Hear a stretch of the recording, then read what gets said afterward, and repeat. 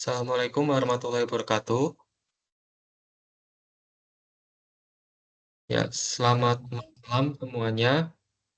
Eee, Sebelumnya mohon maaf karena, kelas untuk algoritma pemrogramannya dilakukan di malam hari dikarenakan di waktu pagi dan pagi hingga sore saya memiliki, kesibukan. Sebelumnya, tak kenal maka tak sayang, perkenalkan nama saya Rifki Mulya Kiswanto. Saat ini saya, sebagai tutor di mata kuliah algoritma pemrograman, tepatnya, di program studi sistem informasi. Lalu, saat ini, saya bekerja juga di, eee, Pemprov DKI sebagai tenaga ahli. Lalu, untuk background saya tentang pendidikan, saya juga, eee, dulu S1 di Universitas Dianuswantoro di Semarang.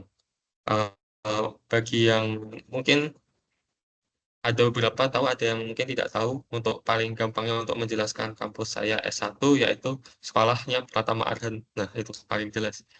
Lalu untuk S2 saya melanjutkan di Universitas Gadjah Mada, ya tepatnya di Jogja. Kenapa dulu saya mengambil S2? Karena salah satunya, ya emang keinginan sendiri untuk melanjutkan sekolah, selain itu juga karena waktu itu saya masih angkatan Covid. Jadi kurang lebih usianya saya masih Gen Z. Oke. Lalu, di sama perkuliahan di S1 maupun S2, saya juga, sempat menjadi asisten labor, asisten lab.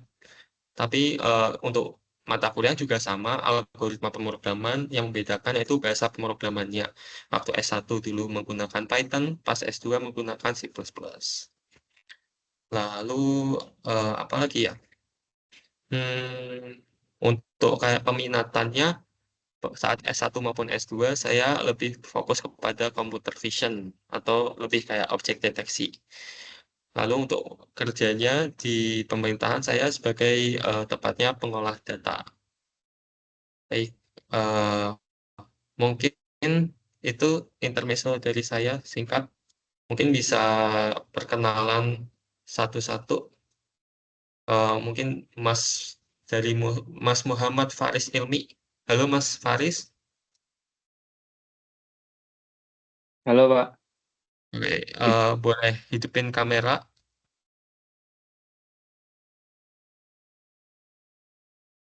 Halo, oke. Mas Muhammad Faris dari mana Mas asalnya? Dari Bandung, Pak. Oh, Bandung. Oh, berarti sekarang kegiatannya lagi kegiatan apa nih Mas? Kerja, Mas. Lebih maksudnya kegiatan kayak sehari-hari atau udah Oh, bekerja kah atau gimana? iya, biasanya bekerja, Mas. Hmm, bagus Mas, apa bekerja sambil kuliah. Terus bagaimana cara ininya Mas, apa, bagi waktunya? Ya ini aja sih, apa, sesuai shift pekerjaan gitu. Kalau kan biasanya ada shift siang sama shift malam, jadi menyesuaikan aja. Baik, oke. Salam kenal Mas Faris. Oh iya, tadi saya juga lupa perkenalan, saya juga asalnya dari Semarang. Jadi mungkin suara saya terdengar agak medok. Nah, karena saya dari Jawa. Oke. Lanjut, terima kasih Mas Muhammad Faris. Lanjutnya bisa ke Mas Riyadi Yuda Pratama. Halo Mas Riyadi, bisa ini on cam atau suara? Halo Pak, Halo, selamat halo malam. Mas. Asal dari mana Mas? Saya dari Jakarta Pak, Oh, Jakarta. Jakartanya di mana? di timur saya, Cipinang. Oh, Kalau tahu Cipinang. lapas tuh di Oh, belakangnya. oh iya. Mm, Ya, dekat. Terus, terus kesehariannya apa Mas biasanya? kerja sih Pak. Oh, kerja. Terus Di, cara di- membagi waktunya dengan kerja dengan kuliah bagaimana Mas? Untuk kerjanya dari pagi sampai sore ya. Terus juga di weekendnya kita masih libur, jadi dibagi untuk kuliahnya di malam sama weekendnya aja. Oke, siap. Oke, terima kasih Mas Riyadi. Baik, Sama-sama, Pak. selanjutnya kita perkenalan juga ke Tri Leva Sakwena. Ini Mas atau Mbak? Saya takutnya salah. Halo, tidak bisa. Atau bisa open mic? Kalau lagi di luar ya. Oke, saya lanjut ke kalau ini kayak perempuan, Mbak Ririn Fitriani. Ini boleh perkenalan Mbak Ririn? Bisa open cam atau ini Ya, suara? halo Pak. Ya, silahkan perkenalan asalnya dari mana? Dari Serang. Oh, Serang. Berarti, Ya, oh iya. Terus kegiatannya apa biasanya? biasanya sehari-harinya ngajar. Oh, ngajar apa Mbak? Anak MTS. Oh, pelajaran apa Mbak? Informatika. Oh, berarti nanti kita bisa saring sharing juga. Kalau misalkan mungkin di sini saya bukan mengajar tapi lebih belajar bersama. Nanti sekiranya kalau saya ada salah mungkin bisa dikoreksi atau Mbak Ya. juga bisa nanti saling sharing ilmu ke teman-teman. Ya, karena di sini saya kan sebagai tutor. Ya, bisa saling berbagi lah. Gitu. Oke, terus berarti cara bagi waktu dengan kegiatan di pekerjaan mengajar bagaimana Mbak berarti? Kadang dikerjainnya ketika pulang sekolah atau kalau belum ke guru malamnya. Oke. Siap. Terima kasih Mbak Ririn. Ya. Oh ya, rekan-rekan atau teman-teman semua, saya kalau menurut rekan-rekan atau teman-teman lebih baik untuk kayak perkuliahan kan kita ada tuh web tuh kalau berdasarkan jadwal ada 3, ada 4. Yang pertama, yang pertemuan pertama sudah diisi oleh Prodi. Ini adalah tuh web kedua, tapi untuk lewat yang tidak lewat prodi atau melalui kita langsung ke pembelajaran, ini adalah web pertamanya dan sisa 2 lagi. Nah, untuk waktunya lebih suka seperti ini malam seperti jam 7 atau ada yang ngerasa terlalu malam atau bagaimana? Mohon boleh minta saran nggak?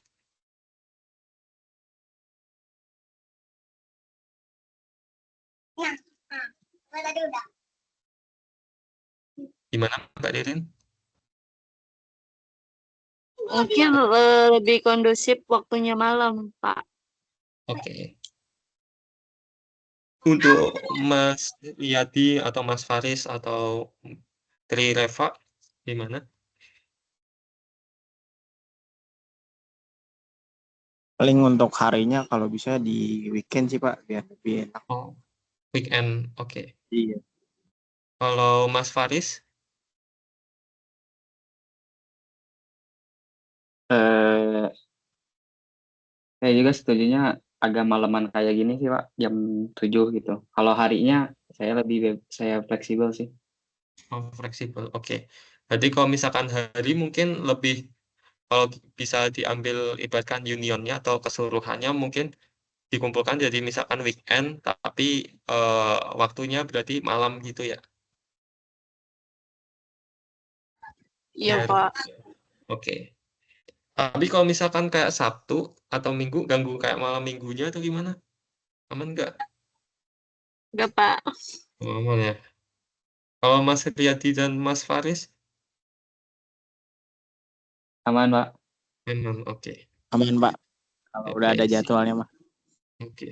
Berarti nanti untuk 2 pertemuan selanjutnya bakal dikabari lagi gimana nanti untuk jadwalnya bakal menyusul tapi dari saran teman-teman kalau bisa secara keseluruhan pinginnya weekend dan kalau bisa agak malam jam 7 seperti itu.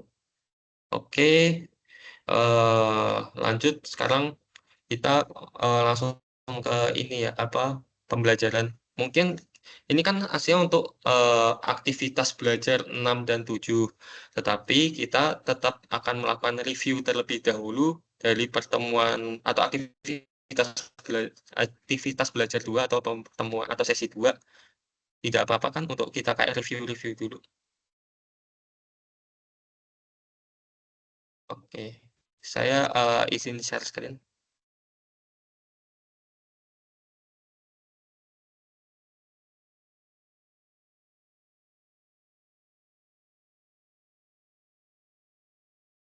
Apakah sudah terlihat? Sudah, Sudah, Pak. Pak.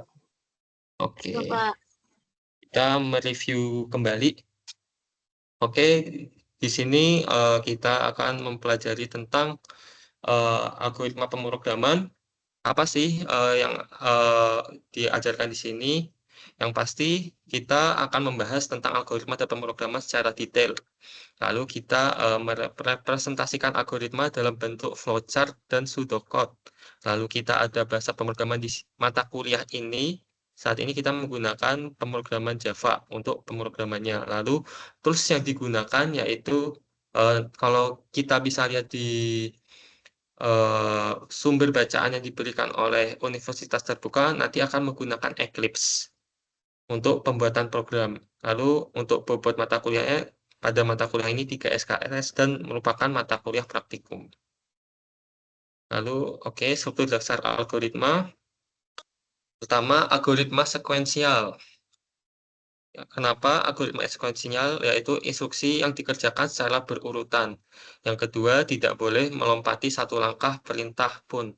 Jadi gini, kalau kita dalam membuat algoritma atau nanti saat kita sudah mengimplementasikan ke kode, itu tuh kita dijalankan saat diprogram atau dijalankan itu secara berurutan dari awal sampai akhir. Jadi tidak ada tahapan yang bisa loncat.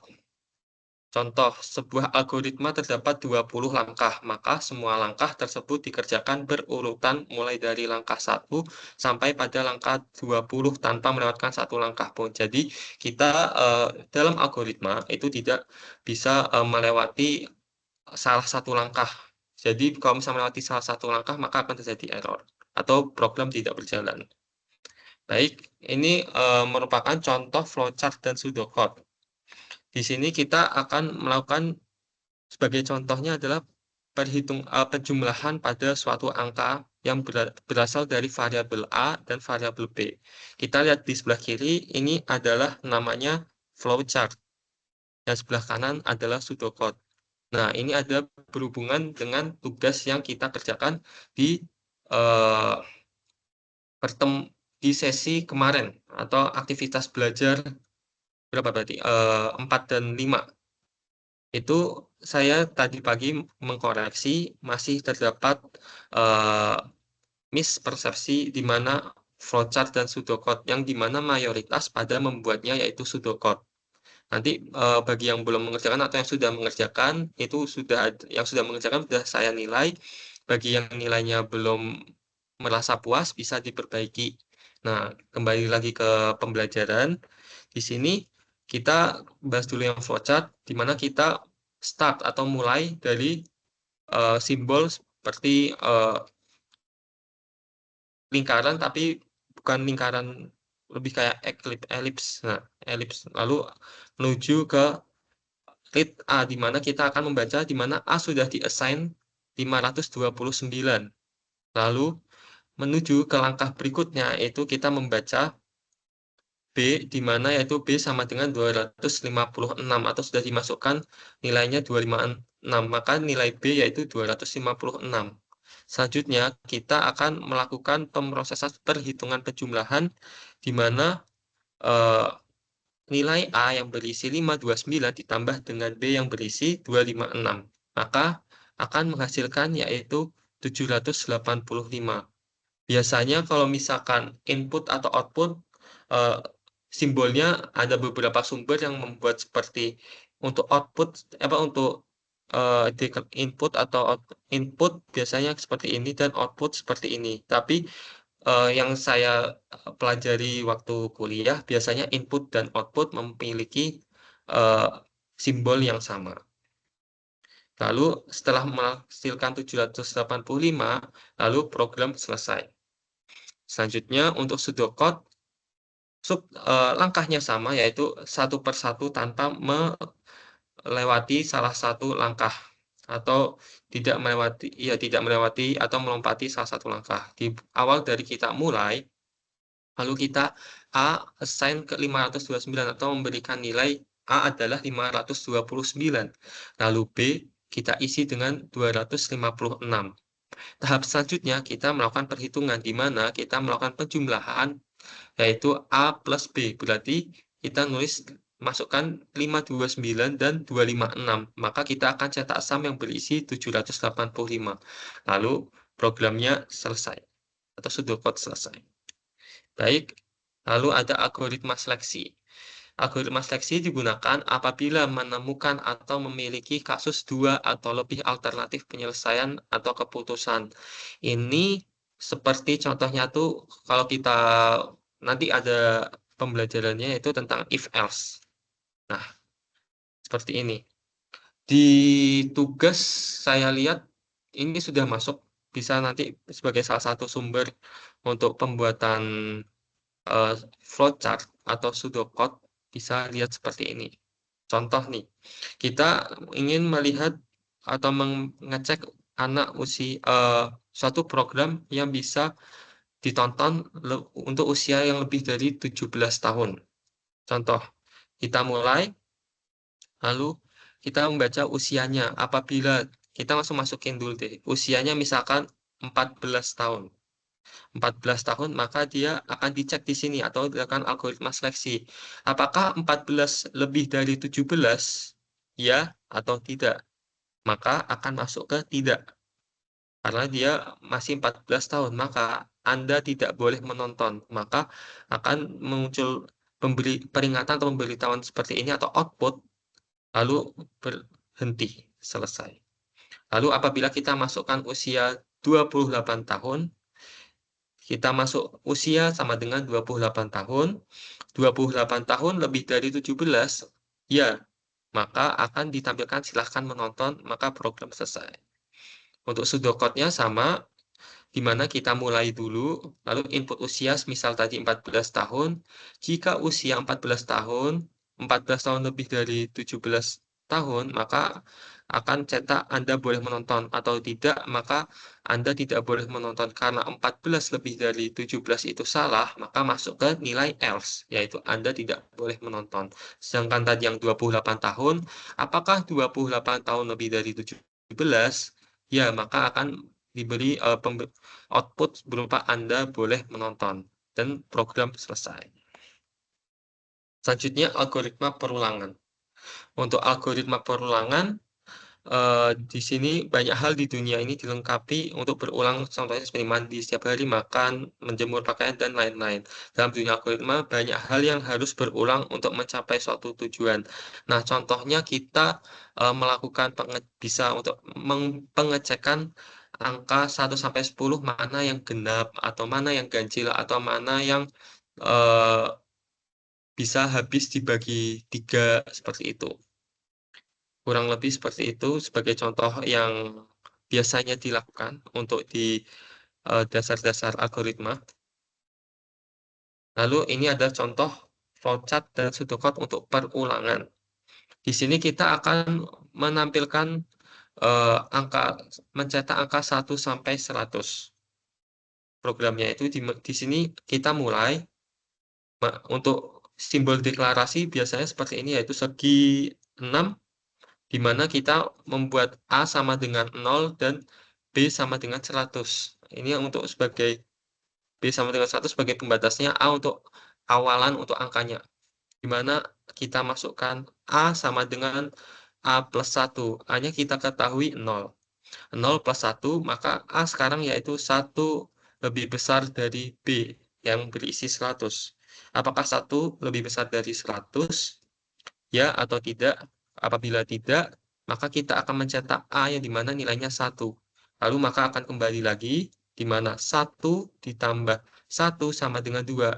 Maka di sini nilai A sudah tidak 1 lagi. A sekarang yaitu bernilai 2. Apakah 2 lebih dari 100? Ya. Tidak. Maaf. Apabila tidak, maka kita akan menampilkan 2. Lanjut sampai nanti kita saat A sama dengan 100 atau A sama dengan 99 lebih dari 1. Apabila A sama dengan 99 plus 1. Di mana apakah 100 lebih dari 100? Jawabannya tidak, maka jawabannya iya, maka akan selesai. Itu. Lalu sama untuk pseudocode-nya, kita akan deklarasi variabel A sama dengan 0, lalu deklarasi untuk variabel B sama dengan 100. A, tadi awalnya A sama dengan 0 plus 1, maka sekarang nilai A adalah 1. Jika A lebih besar dari B, 1 lebih besar dari 100, maka akan ke langkah ke-7, yaitu selesai. Tapi 1 lebih dari 100 itu kan tidak, maka masuk ke else. Kita akan cetak dulu nilai A-nya, yaitu 1, maka lanjut ke langkah keempat, maka balik lagi ke langkah 4. Akan berulang sampai tadi yang 99 plus 1, yaitu apakah 100 lebih dari 100? Kan tidak, maka akan langsung menuju ke program selesai, atau ke langkah ke-7. Seperti itu. Baik, kita lanjut dulu ke PowerPoint selanjutnya, atau pertemuan aktivitas belajar 3 yang masih di sesi kedua. Oke, kita buka aktivitas 3. Oh ya, kembali lagi dulu sebelumnya. Bentar. Yang tadi untuk masalah struktur dasar algoritma, apakah ada yang mau ditanyakan terlebih dahulu sebelum menuju ke aktivitas belajar 3? Aktivitas belajar 3.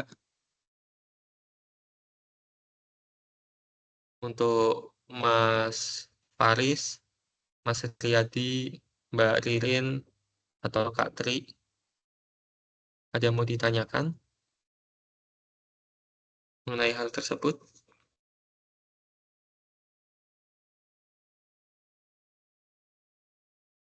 Baik, saya lanjutkan ke aktivitas belajar 3.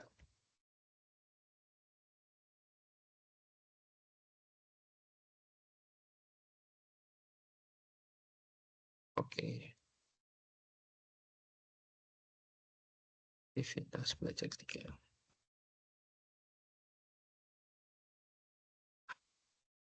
Oke, di sini kita fokus atau lebih ke detail masalah flowchart.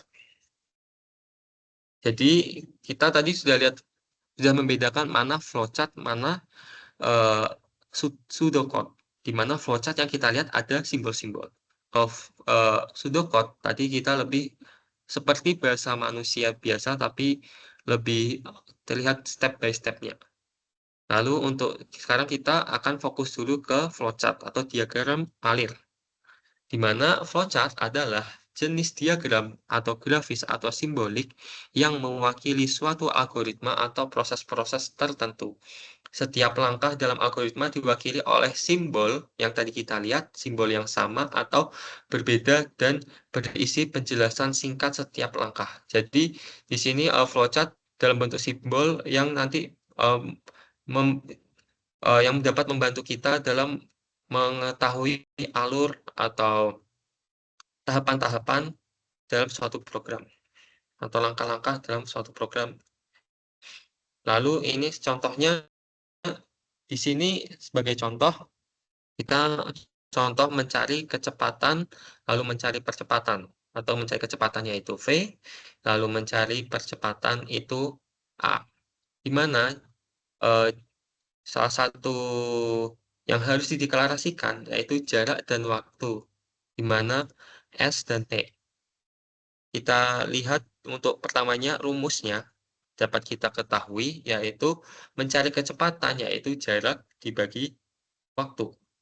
Untuk mengetahui percepatan, yaitu kecepatan dibagi waktu. Mari kita melihat flowchart-nya.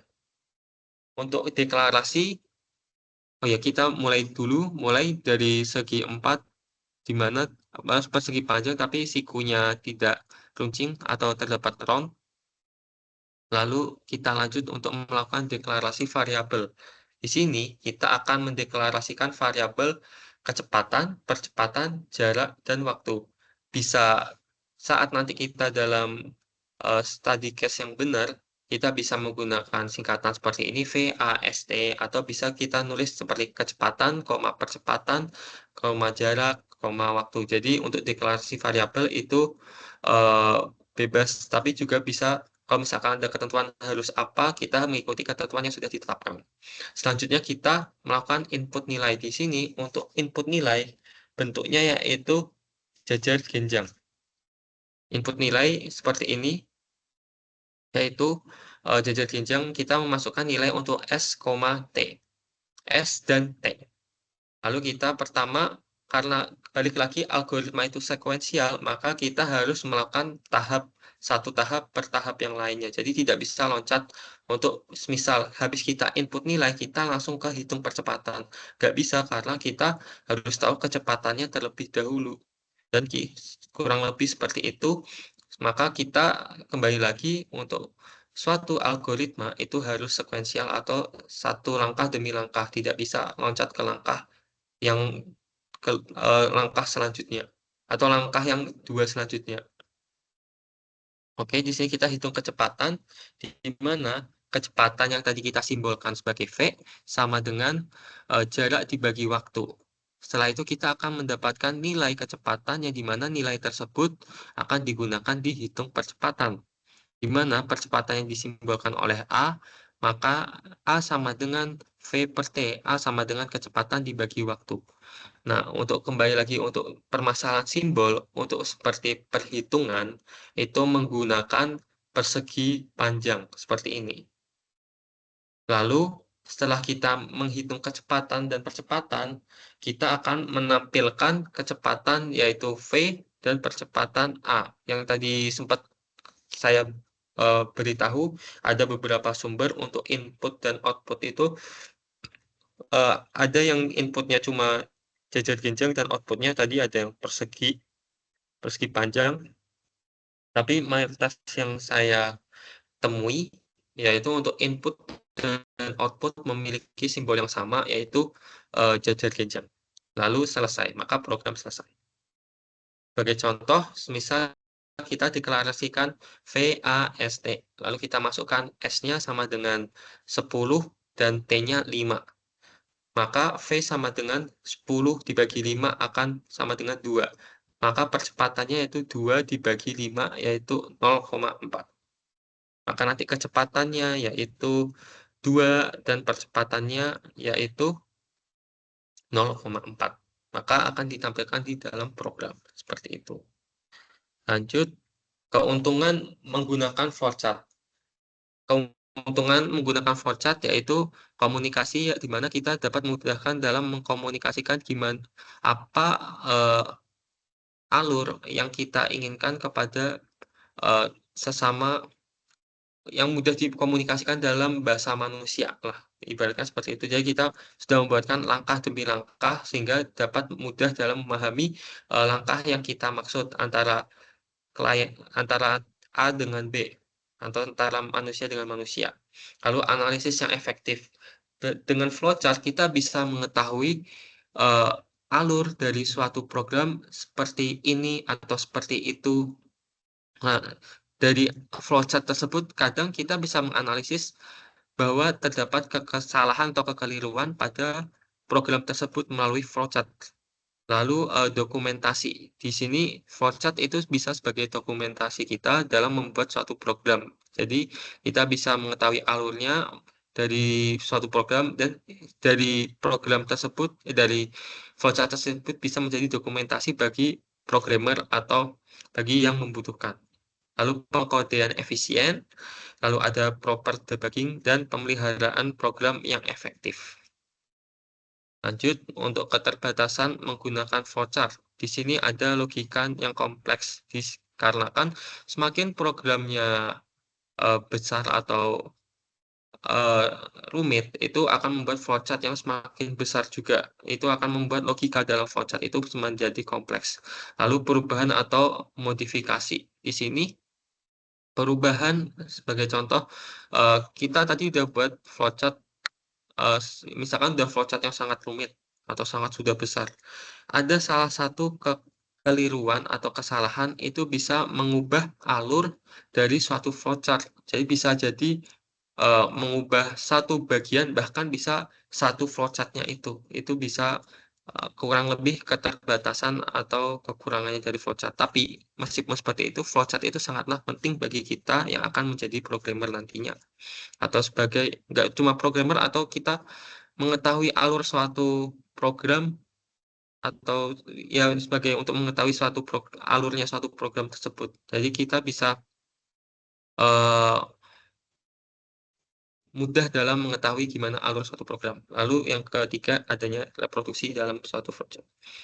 Oke, ini merupakan simbol-simbol flowchart. Tadi kita bisa lihat di mana kalau kita lihat tadi dari aktivitas belajar 2 maupun aktivitas belajar 3, saat mulai atau selesai, nama simbolnya yaitu terminator, yaitu seperti persegi panjang yang tidak ada sikunya atau lebih ke round.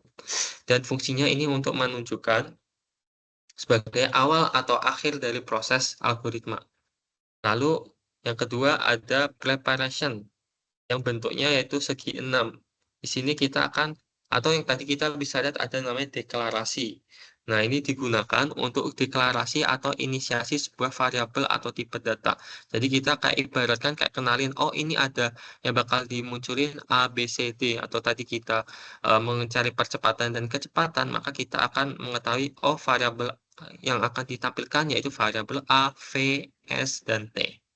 Lalu kita ke ini simbol, yaitu simbol yang bernama data, di mana gunanya yaitu untuk menampilkan atau memasukkan, yaitu input-output. Yang tadi saya jelaskan, mayoritas menggunakan jajaran jenjang untuk sebagai simbolnya.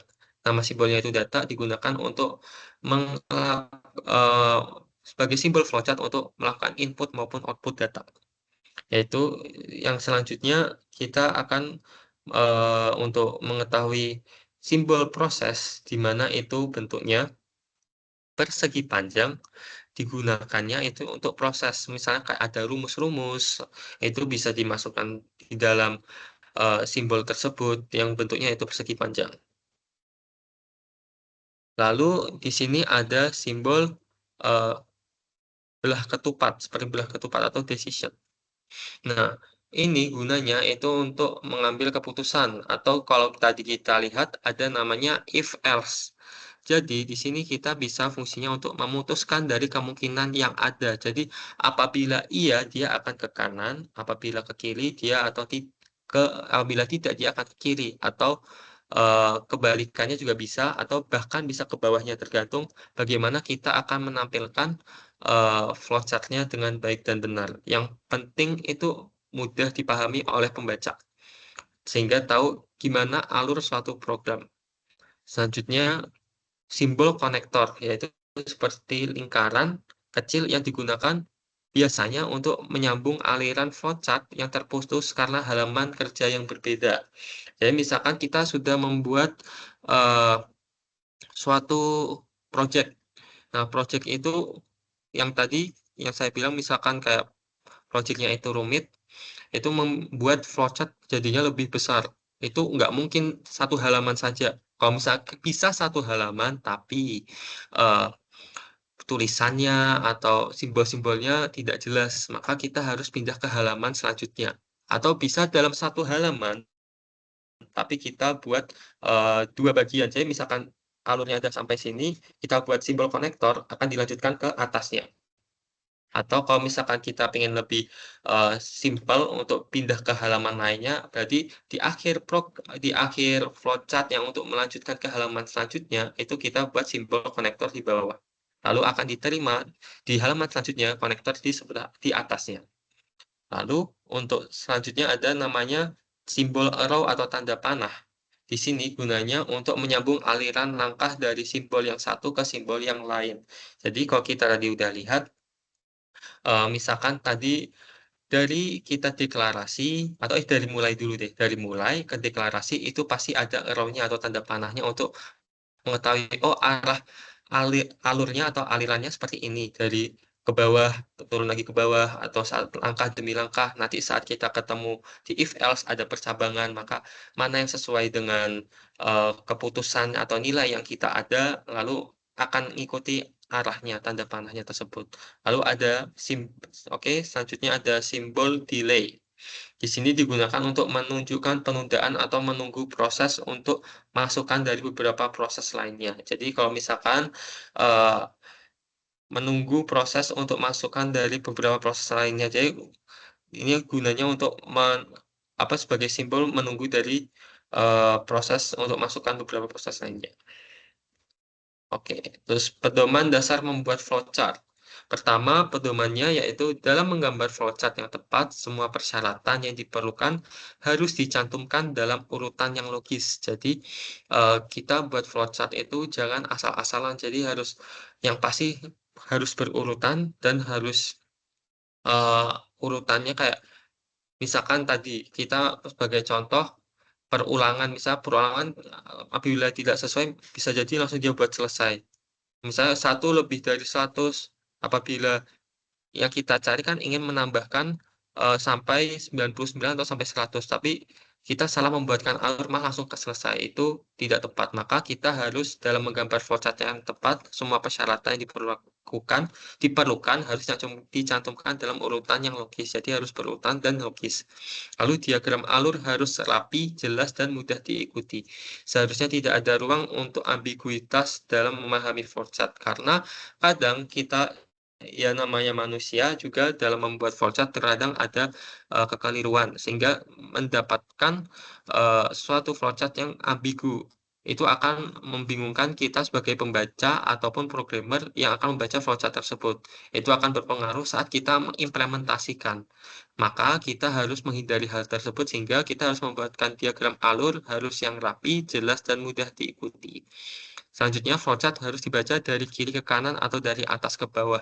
Jadi, kalau misalkan flowchart, jangan dari berkebalikannya seperti kanan ke kiri atau dari atas ke bawah. Biasanya emang dari kiri ke kanan terus lebih kayak mengular gitu, atau dari kiri ke kanan terus turun, atau bisa langsung dari atas langsung ke bawah, tergantung bagaimana kita membuatnya, tapi kaidahnya biasanya dari kiri ke kanan atau dari atas ke bawah.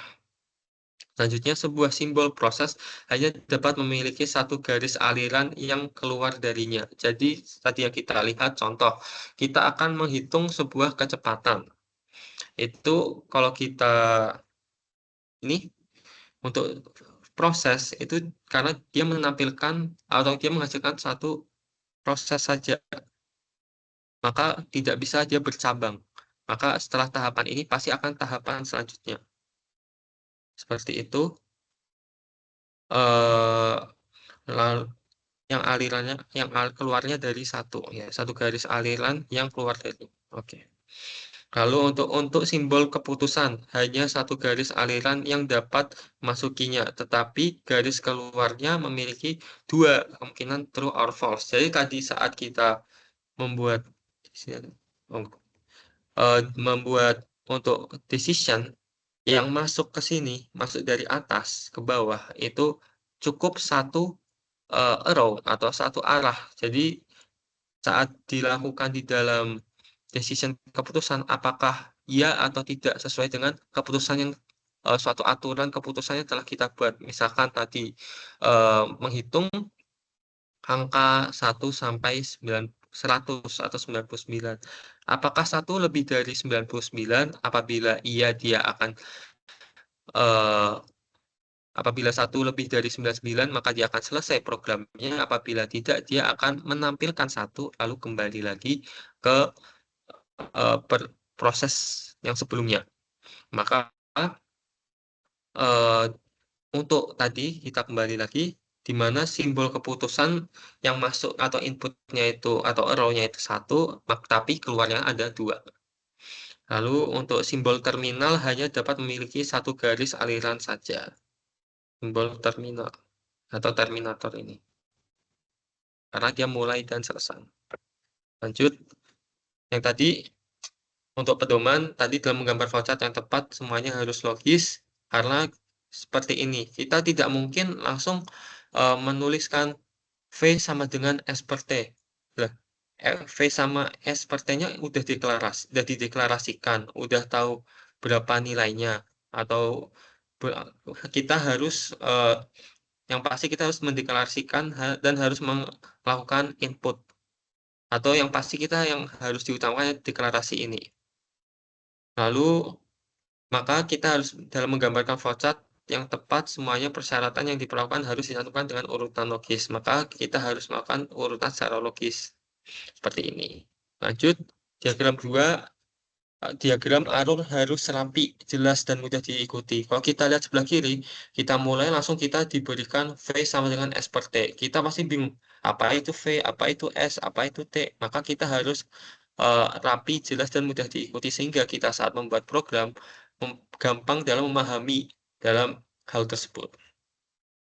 Ini contoh untuk flowchart yang sudah secara keseluruhan dari pedomannya yang tadi kita bahas. Di sini ada mulai atau terminator. Seharusnya di sini proses langkah 1. Misal ini harusnya ada apa namanya tadi yang segi 6, yaitu deklarasi dulu. Lalu kita melakukan proses langkah 1. Apabila sesuai, maka kita lanjut ke proses langkah 2. Atau bila belum, maka akan balik lagi ke proses langkah 1 kembali. Akan berputar terus sampai di mana apakah sudah sesuai. Apabila sesuai, maka akan lanjut ke proses langkah 2. Nah, tadi kan ada yang konektor, kalau nggak salah.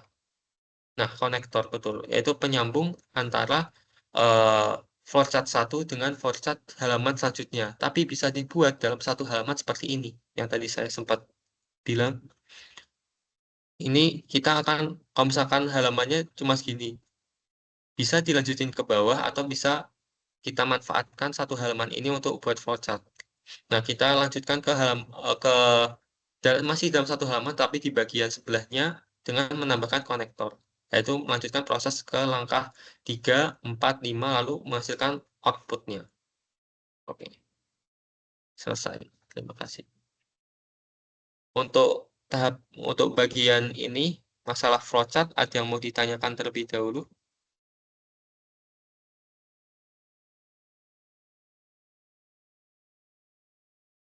Baik. Saya lanjutkan kembali. Sebentar, saya izin minum bentar.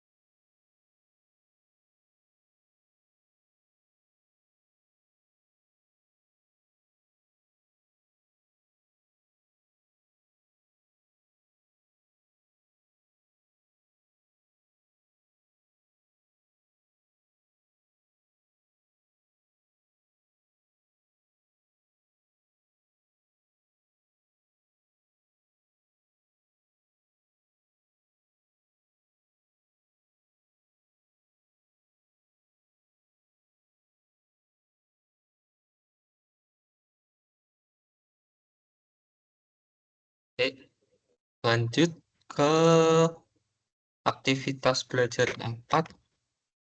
Oke, saya share screen.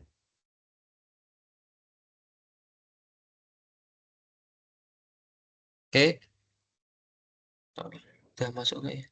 Oke. Sudah masuk. Karena tadi sudah flowchart, sekarang kita ke pseudocode. Nah, pseudocode itu atau penggunaan kata dan kalimat dalam pseudocode yang dimengerti oleh orang atau programmer. Jadi pseudocode hampir sama seperti flowchart, tapi bentuknya ini dalam bentuk kalimat yang lebih bisa dipahami oleh manusia. Jadi tidak ada simbol. Yang membedakan itu, tapi untuk langkah-langkahnya itu sama. Penggunaan bahasa boleh bahasa Inggris atau bahasa yang lain selama bisa dimengerti. Karena ini bisa untuk saling antar manusia untuk memahami. Contoh, if atau jika bisa, kalau misalnya kita mau menggunakan bahasa Indonesia bisa menggunakan jika, atau menggunakan bahasa Inggris kita menggunakan if. Terus bagian saat menghitung bisa menggunakan count atau hitung atau nanti jumlah atau sum. Lalu untuk tambahkan, kalikan, kurangi bisa menggunakan bahasa Indonesia atau bahasa Inggris. Jadi pseudocode itu lebih ke kalimat atau lebih ke bahasa manusia sehari-hari, tidak menggunakan simbol. Nah, ini untuk definisi pseudocode.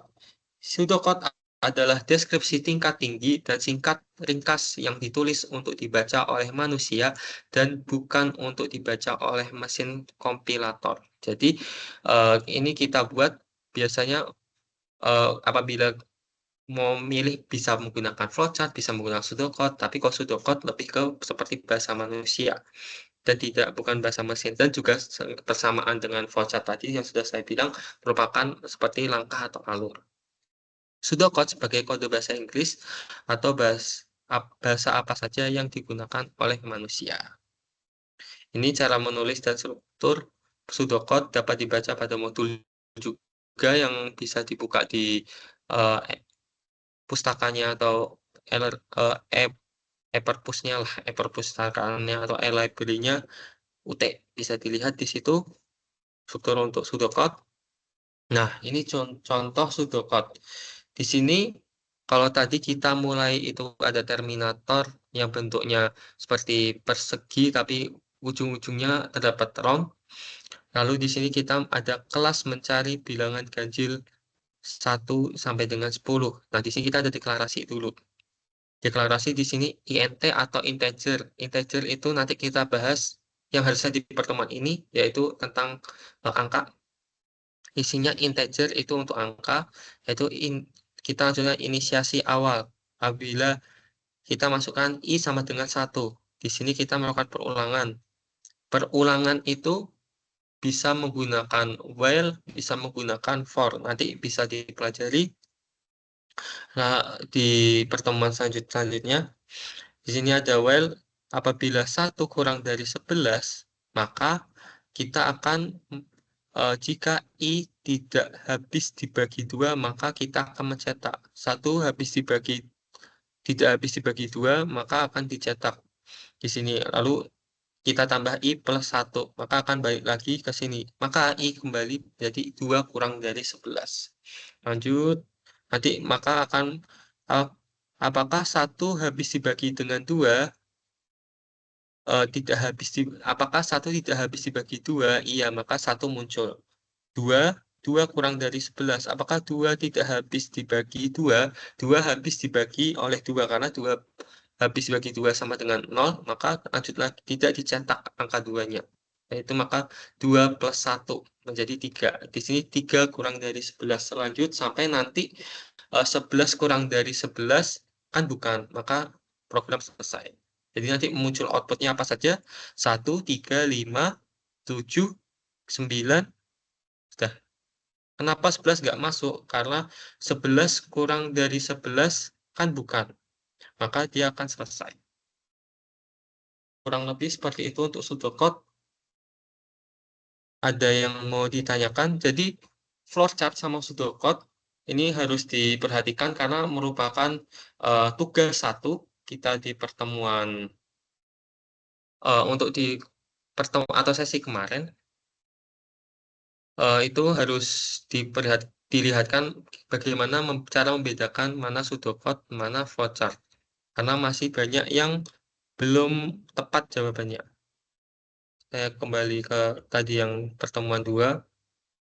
Jadi nanti saat kita stop sharing. Saya kembali lagi ke slide 2.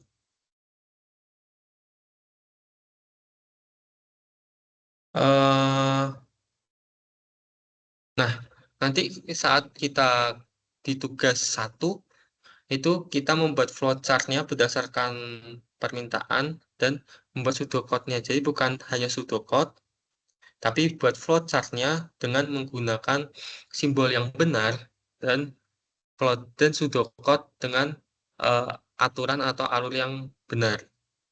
Diusahakan tidak menggunakan AI atau ChatGPT. Kita usaha dulu dengan diri sendiri, karena kita bisa untuk membuat hal tersebut.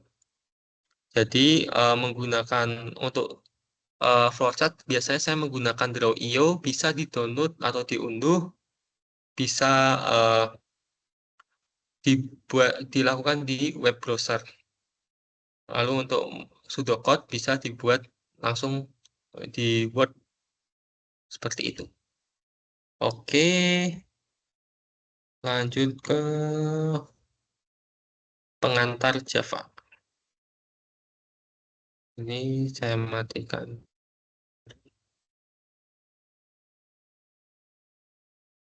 Oke, share. Aktivitas belajar 5.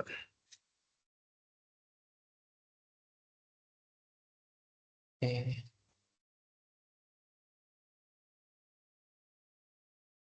Oke, ini adalah aktivitas belajar 5, berarti itu pertemuan kemarin. Kalau pertemuan sekarang itu pertemuan aktivitas belajar 6 dan 7. Untuk di aktivitas belajar 5, di sini kita akan pengantar Java. Mengapa sih Java begitu diminati? Karena tren teknologi yang berkembang pada setiap tahun. Karena Java itu, karena sekarang sudah dipegang sama Oracle, Java, jadi dia selalu ada update dan dia mengikuti dengan perkembangan teknologi yang ada. Lalu banyak digunakan perusahaan besar. Ya, karena beberapa perusahaan besar menggunakan Java karena dia lebih stabil, bisa dibilang seperti itu. Dan untuk perkembangannya juga bagus. Lalu efisiensi waktu dan biaya dan dukungan komunitas yang luas. Jadi ya meskipun ada bahasa pemrograman yang lain, tapi masih banyak digunakan di perusahaan besar dan masih berkembang pada perkembangan teknologi masih untuk pemrograman Java. Ini merupakan sejarahnya di mana tahun 1996 Java Development Kit diluncurkan untuk yang versi beta, tapi sebenarnya di awal tahun 90-an itu sudah mulai ada Java. Tapi masih di bawah ini masih ada di tahun 91. Lalu salah satu asal-usulnya kenapa menggunakan nama Java itu dikarenakan sang penemunya dia meminum, kalau saya nggak salah, meminum atau memesan kopi yang berasal dari Java. Dan dia bertiga bersama timnya, lalu mengapa tidak menggunakan nama Java untuk kopi, untuk nama bahasa pemrograman tersebut? Karena di awalnya Java itu digunakan untuk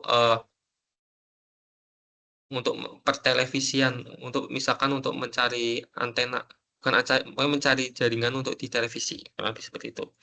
Lalu kembali lagi ke PowerPoint. Untuk yang awalnya kita ada Java Development Kit yang beta tahun 96 juga meluncur versi satunya. Lalu tahun 97 ada Java Development Kit 1.1 Lalu tahun 1990-an setelah 97 itu ada Java 2 J2 SE. SE itu Standard Edition. Lalu yang ada 2018 dan akhirnya di tahun 2018 ada Java Standard Edition yang ke-10. Tapi terakhir kemarin saya cek ada Java 26 juga ada. Nanti seperti itu. Nanti bisa dicek lagi, mungkin saya salah. Untuk mencari masalah sejarahnya untuk Java bisa dilihat-lihat. Lalu konsep pemrograman Java ini adalah salah satu mengapa milih Java, karena yang Java itu terstruktur. Karena apalagi nanti kita menggunakan IDE yang ibaratnya kayak VS Code kalau yang udah tahu untuk kode editornya. Tapi bukan VS Code-nya itu kode editor, tapi seperti kode editor VS Code. Tapi ini IDE itu sebagai tools yang membantu dalam membuat program Java sehingga lebih terstruktur. Lalu selanjutnya ada OOP atau Object Oriented Programming. Jadi Java itu berorientasi pada objek.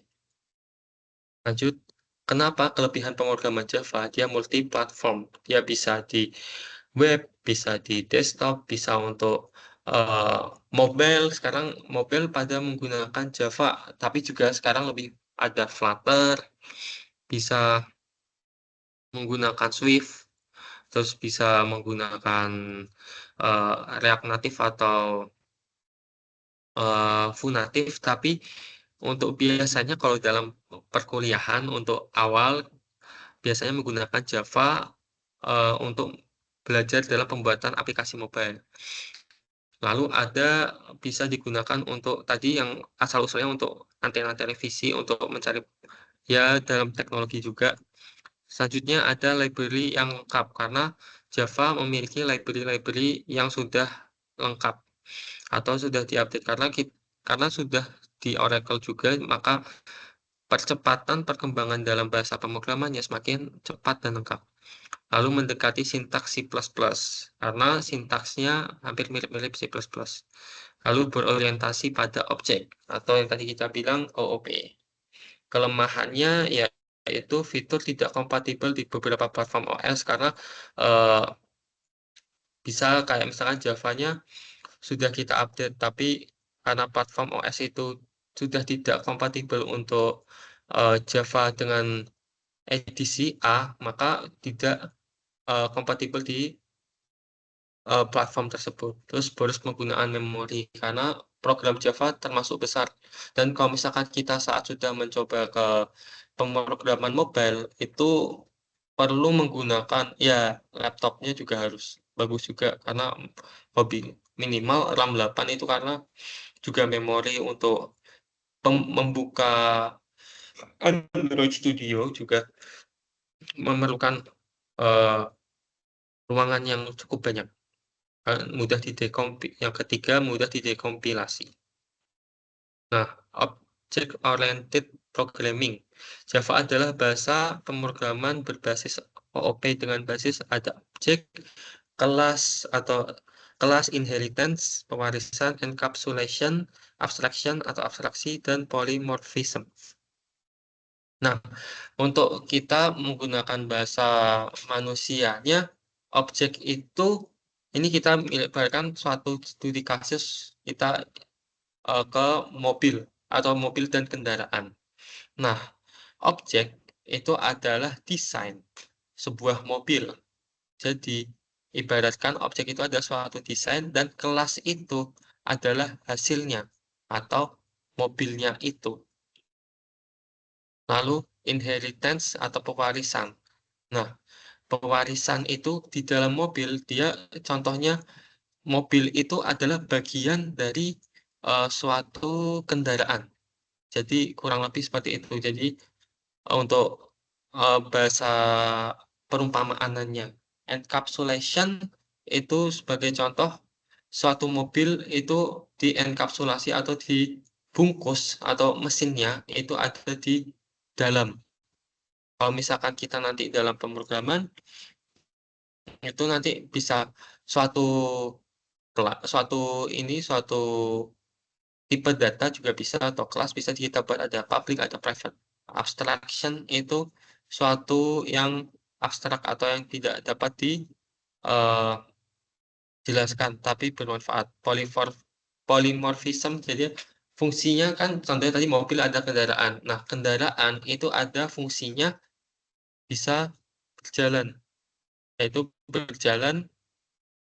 Untuk berjalannya mobil itu dia lurus, tapi kalau kendaraan yang lain seperti pesawat dia terbang. Kurang lebih seperti itu. Jadi, objek itu contohnya itu desain mobil. Untuk perumpamaannya, kelas itu adalah mobilnya itu inheritance atau pewarisan. Itu adalah ibaratkannya suatu mobil merupakan bagian dari kendaraan atau masih anakannya kendaraan, masih bagian dari kendaraan. Bagian lebih tepat tuh. Lalu encapsulation yaitu suatu yang dibungkus, seperti contohnya mesin dibungkus di mobil atau disimpan di dalam mobil. Abstraction yaitu suatu yang abstraksi tapi sangat berguna. Lalu polymorphism untuk tadi kendaraan dan mobil, contohnya di kendaraan itu mobil bisa berjalannya, bisa yaitu berjalan lurus atau bengkok di jalan-jalan. Tapi kalau misalkan pesawat dia terbang, kurang lebih seperti itu. Semoga bisa dipahami. Lalu ini untuk lebih jelasnya OOP, objek. Objek adalah kegiatan terkecil pemrograman yang memiliki sifat dan karakteristik. Karakteristik objek itu yang pertama, objek mempunyai atribut atau properti yang dijadikan sebagai state atau status atribut properti atau status. Lalu atribut properti adalah identitas atau suatu nilai yang dapat ditulis untuk menggambarkan objek itu sendiri. Lalu objek mempunyai metode atau behavior atau perilaku, yaitu sebuah fungsi yang berlaku dan untuk mengakses suatu atribut dari sebuah objek. Contohnya tadi, sepeda mempunyai atribut, yaitu pedal, roda gigi, kecepatan, warna, jenis, dan lain-lain. Sepeda mempunyai metode, yaitu pindah roda gigi, kecepatan bertambah, dan kecepatan berkurang. Pada OP, objek adalah satu bandel perangkat lunak yang tidak lepas dari status dan perilaku atau behavior. Status disimpan dalam variabel, sedangkan behavior disimpan dalam metode. Lanjut, ini tadi adalah OP kelas.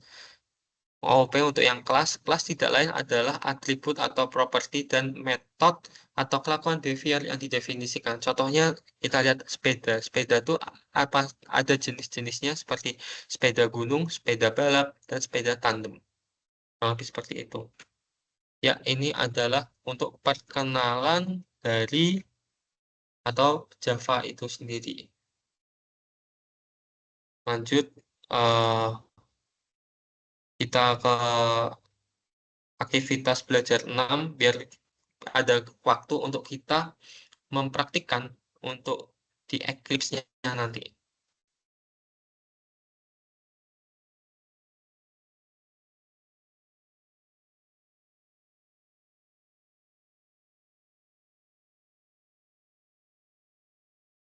Baik.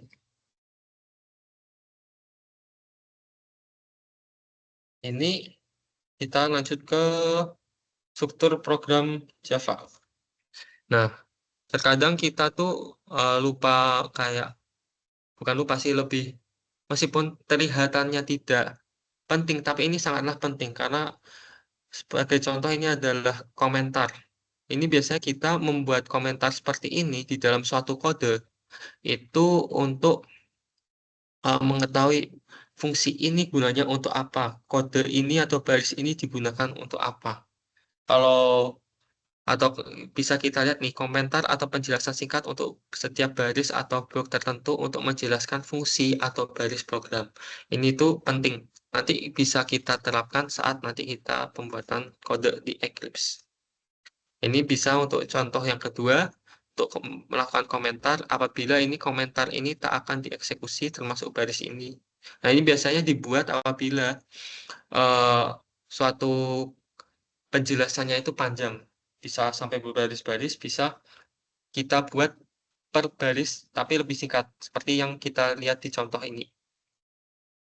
Lalu baris yang hanya bisa satu baris bisa dilakukan seperti slash saja. Kalau misalkan kita di keyboard dalam membuat kode, nanti bisa klik Ctrl plus garis miring. Baik, kita lanjut ke statement package. Package atau paket paket atau package adalah cara untuk mengelola sekelompok kelas, interface, atau subpaket yang didefinisikan dengan sebuah nama tertentu berdasarkan kesamaan atau kemiripan fungsinya. Syarat membuat package yaitu pendeklarasian dan pemberian nama paket. Yang kedua, membuat struktur dan nama folder berdasarkan kemiripan fungsi. Yang ketiga, kompilasi kelas-kelas sesuai dengan nama paket. Contohnya, nanti kita bakal buat juga di Eclipse. Nanti waktunya nanti bisa dilakukan. Lalu ini untuk contohnya nanti kita terapkan juga di Eclipse. Untuk cara pembuatannya ini bagaimana? Kita misalkan membuat paket sepeda, ada 2 kelas yaitu sepeda gunung dan sepeda santai.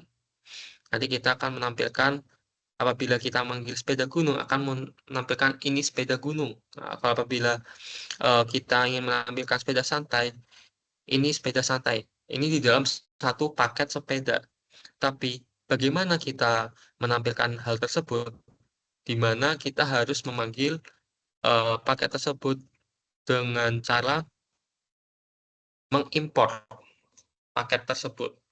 Ini adalah pernyataan yang digunakan untuk merujuk suatu metode atau kelas yang dinyatakan dalam paket atau library lainnya untuk digunakan pada program induk. Nah, ini contohnya. Nanti kita akan terapkan ini. Lalu ini ada statement interface. Interface seperti kelas pada Java akan tetapi hanya memiliki konstanta statik dan metode abstrak. Bisa kita lihat contohnya di sini public interface name interface yaitu memanggil apapun namanya. Di sini juga sama apabila yang untuk contohnya yang sepeda public interface kita akan memanggil sepeda gunung, kurang lebih seperti ini. Itu untuk statement interface-nya. Lalu untuk kelas adalah template untuk membuat objek yang mendefinisikan state dan behavior. Beberapa hal tentang kelas yaitu kelas hanya memiliki akses modifier public dan default. Lalu kelas public harus memiliki nama file Java yang sama dengan nama kelas. Jadi kita nggak bisa membuat misalkan nama filenya mobil tapi isinya sepeda, itu tidak bisa. Jadi nama file harus nama kelas harus sama dengan nama file. Lalu satu file Java bisa memuat lebih dari satu kelas non-public dan wajib hanya memiliki satu kelas public. Jadi di awal ada public class, nama file, di bawahnya itu bisa di dalamnya itu ada kayak private kah, atau public juga, atau default, atau semacamnya. Lalu ada kelas public dapat dilihat oleh semua kelas. Lalu kelas dengan akses defaultnya hanya dapat dilihat oleh kelas dalam paket yang sama. Lalu file Java tanpa kelas public tidak memiliki batasan penamaan. Ini contoh kelas, tadi ada public class, nanti di dalamnya ada penjelasan. Lalu di sini ada public class, untuk contohnya public class sepeda gunung. Ini kita akan menampilkan yaitu ini sepeda gunung. Ini merupakan contoh cara melakukan output atau yang tadi kalau kita buat for chat itu jejer jenjang. Nah, ini kalau misalkan dalam perkodean menghasilkan seperti ini. Pakai sistem out println. Oke, terima kasih. Baik, kita lanjut dulu ke aktivitas belajar selanjutnya agar bisa kita terapkan di Eclipse. Lanjut. Oke.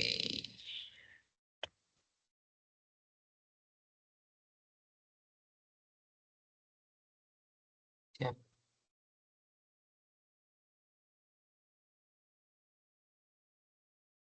Ini kita ke kegiatan belajar 1 dan kegiatan belajar 2, tapi untuk di aktivitas belajar 7 itu lebih ke tipe data dan variabel. Baik, untuk tipe data dan variabel. Tadi kita sempat menyinggung ada integer. Nah, itu integer merupakan salah satu tipe data. Nah, tapi sebelum masuk integer itu masuk apakah primitif atau reference, kita harus tahu apa itu tipe data. Tipe data adalah klasifikasi data yang mengenalkan kompilator atau penerjemah bagaimana programmer bermaksud untuk menggunakan data. Sebagian besar bahasa pemrograman mendukung berbagai macam data, sebagai contoh bilangan real, integer, atau boolean.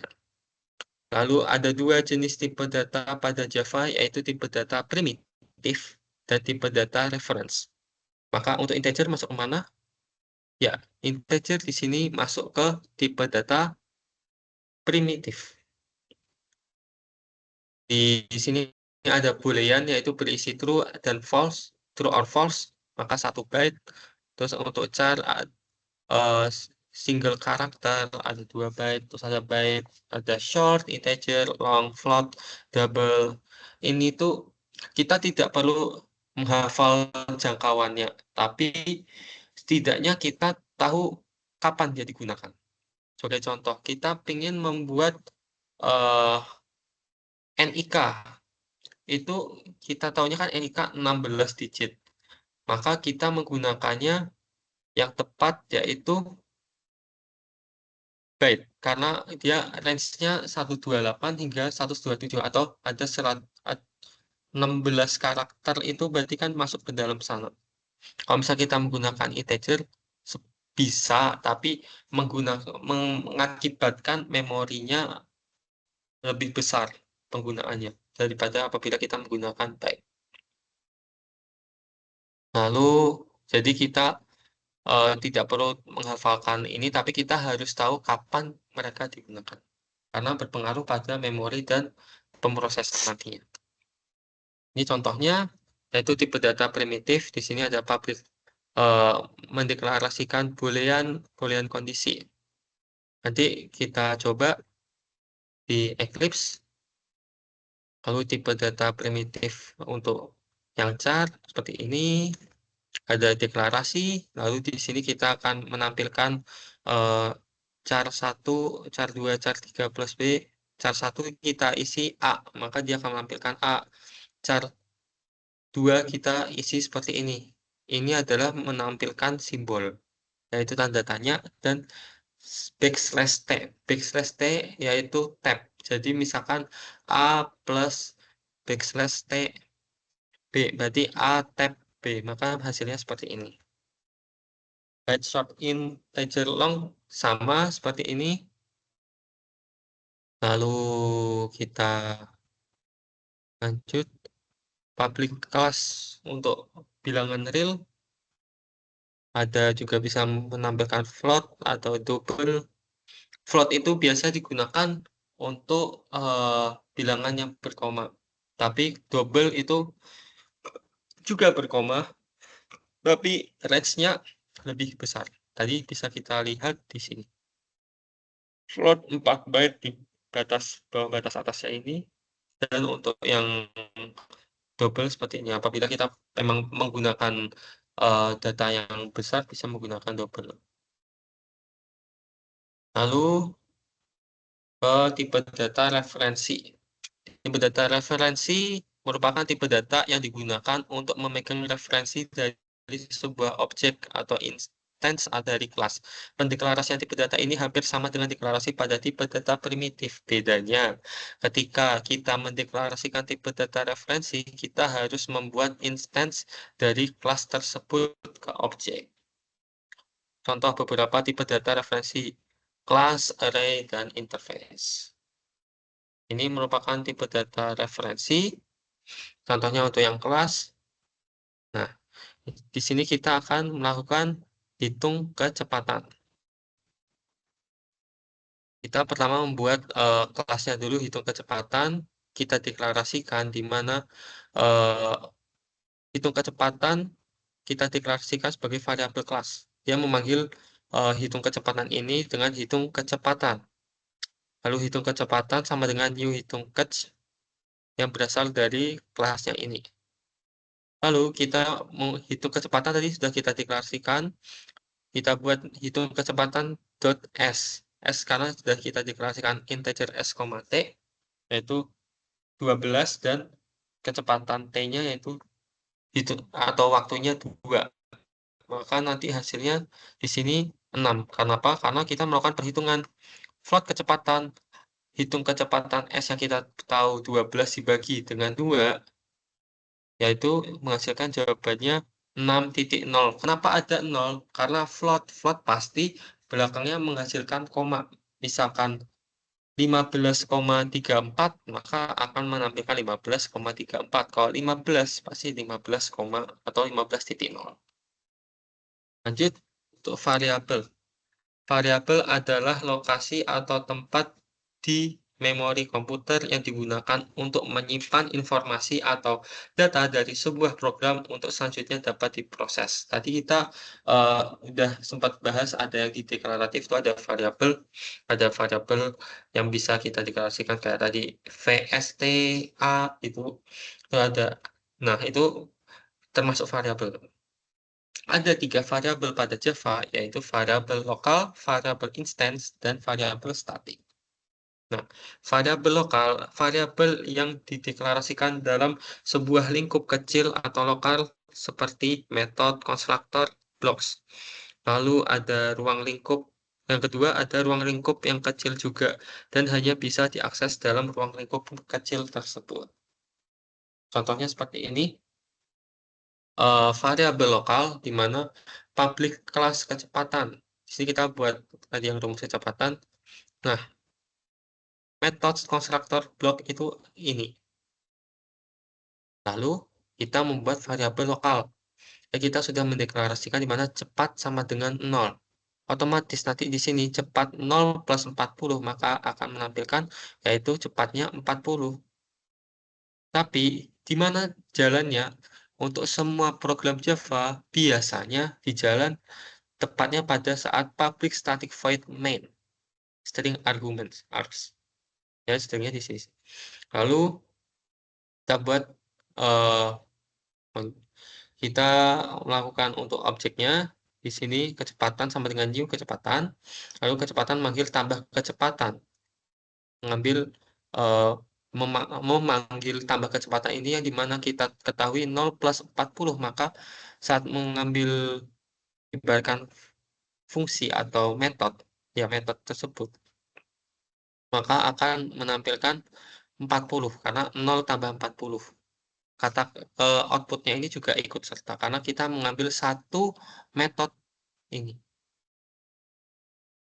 Lanjut variabel instance. Yaitu variabel yang dideklarasikan dalam sebuah kelas namun di luar metode. Dia dideklarasikan dalam sebuah kelas namun di luar metodenya. Ini adalah metodenya, tapi variabel yang kita deklarasikan di luarnya. Jadi integer cepat sama dengan 0. Kalau tadi kalau kita lihat dia kan di dalam variabel lokal, berarti dia di dalam metodenya. Kalau variabel instance dia letaknya di luar dari metode tersebut. Atau integer cepat 0 plus 40, maka sistem saat kita mengoutputkan hasilnya juga sama 40. Kalau misalkan 5 di sini nanti juga munculnya 45 gitu. Lanjut, ini variabel lokal cepat di luar metode. Variabel statik, variabel yang dideklarasikan dengan keyword statik. Variabel ini dapat diakses langsung tanpa membuat objek dari kelas terlebih dahulu. Contohnya seperti ini. Kita tidak membuat metode, ya kan? Tidak membuat suatu objek atau dari kelas yang terdahulu, variabel ini diakses langsung tanpa membuat. Ya, ini langsung. Tapi menggunakan static ini. Public static string jenis sepeda. Lalu static integer, tipe datanya integer, jumlah sepeda. Di sini kita yang string atau yang belum tahu string itu berupa kalimat, biasanya menggunakan tipe data tersebut. Jenis sepeda sama dengan sepeda gunung. Lalu jumlah sepeda sama dengan 4. Nanti bakal muncul langsung jenis sepeda, yaitu sepeda gunung, jumlah sepedanya ada 4. Nah, ini variabel statik. Ini untuk diakses bebas oleh metode dan lain-lain dan tidak perlu menyebutkan objeknya. Jadi tidak perlu menggunakan seperti ini, kecepatan tambah ini saja di luar, dia tidak menggunakan metode, dia langsung. Oke, kurang lebih seperti itu. Ada yang sebelum masuk ke ini, ke Eclipse atau mencoba programannya, ada yang mau ditanyakan?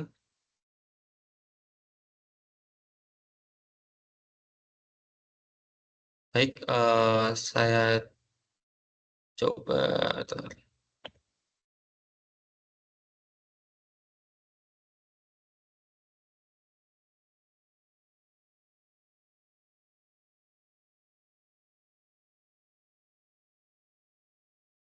Oke, ini misalkan kita buat folder dulu. Kenapa sih kita harus menggunakan IDE? Tapi sebelum menggunakan IDE, kita bentar,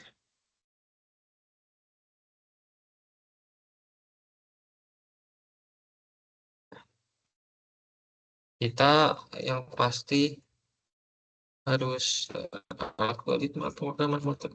Untuk lebih jelasnya bisa dibuka di sini, rekan-rekan, teman-teman semua. Nah, kita untuk karena banyak sih untuk masalah bagaimana cara mendownload Eclipse-nya atau menginstal Eclipse di modul ini juga udah menjelaskan juga kemarin di bagian oke. Nanti teman-teman bisa melihat di praktikum 1.2 di modul 3. Nah, praktikum di sini bisa kita lihat ada tadi untuk software IO di mana itu untuk membuat eh apa namanya? Saya lupa. Untuk membuat flowchart. Untuk kita mengcodingnya, kita menggunakan Eclipse. Bisa dibuka di pustakanya UT. Nanti bisa dibaca-baca dari situ untuk cara menginstal, download. Atau saya juga punya referensi buat belajar. Oke.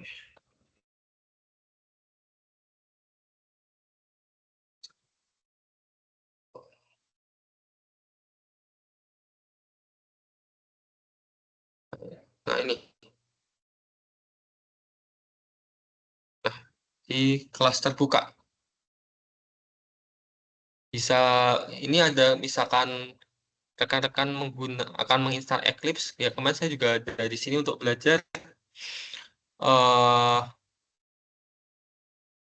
tentang ini untuk cara menginstal Eclipse bisa di sini, baik yang mau menggunakan Windows, Mac atau menggunakan Linux, terus bisa di sini sudah lengkap belajar semuanya. Saya juga belajar dari sini juga kemarin, karena basicnya saya lebih ke Python dan C++, tapi lebih ke Python untuk masalah pemrograman. Jadi saya juga masih belajar.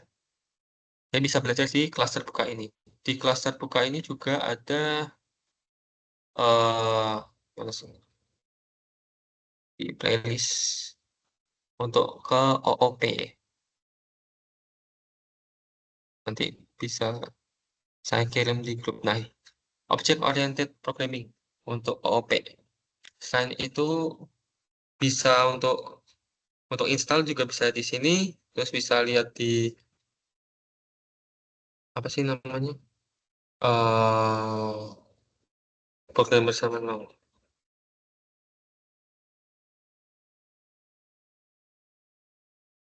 Ya, Pak. Nah, dia juga membuat ini untuk pembelajaran bisa dipelajari ya, tapi waktunya juga panjang-panjang. Jadi bisa dibaca-baca dari, bisa ditonton dari YouTube yang di sini atau YouTube yang lain juga bisa. Kalau tadi saya lebih ke sering ke kelas terbuka, lalu sama membaca modul dari pustakanya UT. Oke, terus apa ya? Oh, sebelum itu kenapa kita menggunakan IDE? Karena coba kita buat folder baru, belajar. Nah, misal kita membuat, nah ini bisa di VS Code. Coba ya. Sementing. Oke, kita belajar coding. Misalkan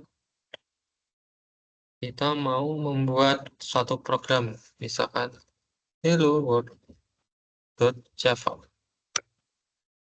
Sesuai dengan kaidahnya tadi, kita nama program atau nama kelas, nama kelas harus sama dengan nama program. Maka jadi public class hello world.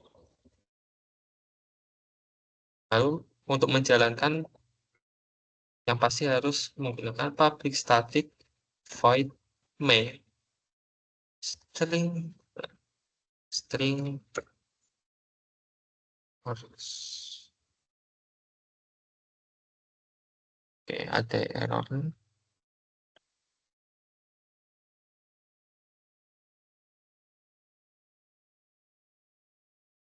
Lalu sistem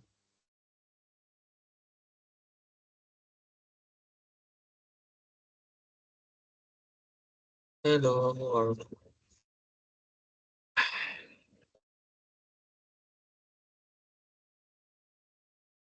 Nah, ini.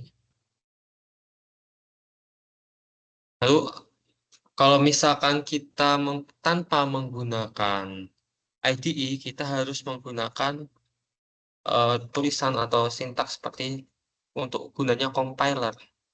Kenapa ada compiler? Karena kita mengubah codingan kita ke bahasa mesin yang kita tidak tahu bahasanya yang tahu mesin, maka kita harus menerjemahkan tersebut. Ini kita Java hello world. Oke. Maka akan muncul kelas atau file namanya .class yang berasal dari codingan yang kita buat. Ini hasilnya kalau sebenarnya kalau misalkan dilihat bentuknya tuh tidak seperti ini, tapi lebih ke bahasa mesin. Lalu kita cek Java hello world, maka akan muncul hello world. Resmi kita menjadi programmer karena sudah berhasil membuat hello world asik. Tapi kembali lagi kenapa kita pakai IDE? Tadi kalau diingat di awal tuh Java itu terstruktur dan OOP. Nah, terstruktur itu dan rapi. Untuk menjadi agar rapi kita menggunakan IDE. Kenapa? Saat kita membuat program yang sangatlah berat rumit itu bakal muncul seperti ini kan kita harus membuat folder dulu. Jadinya kan tidak efisien dan akan menghabiskan waktu juga untuk kita merapikan. Oleh karena itu, perlu adanya IDE untuk membantu kita agar lebih efisien, efektif dalam membuat program Java. Apalagi nanti saat membuat program mobile. Kurang lebih seperti itu. Kenapa kita menggunakan IDE? Oke, lalu bisa belajar coding. Ini bisa kita buat new, belajar Eclipse. Di dalam situ lalu kita buka Eclipse. Kalau kan saya mengikuti dari tadi kelas terbuka, nanti bisa download di Java Java JDK antara JDK, JSE sama JRE-nya. Bisa dilihat di website YouTube-nya tadi atau bisa dari sumber lain atau modul dari UT.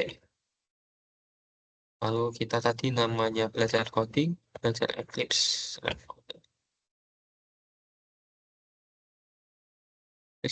Space, oke. Lalu kita menunggu.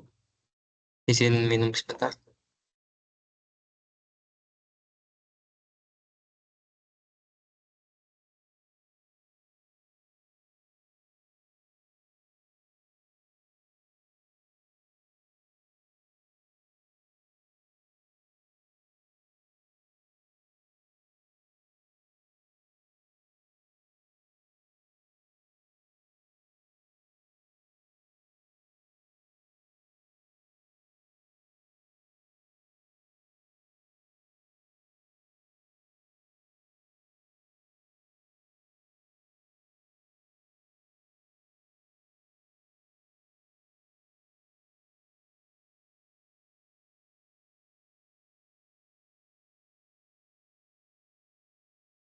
Oke, kita buat create Java project. Misalkan tadi kita mau buat hello world. Di sini misal kita mau buat menggunakan modul set finish.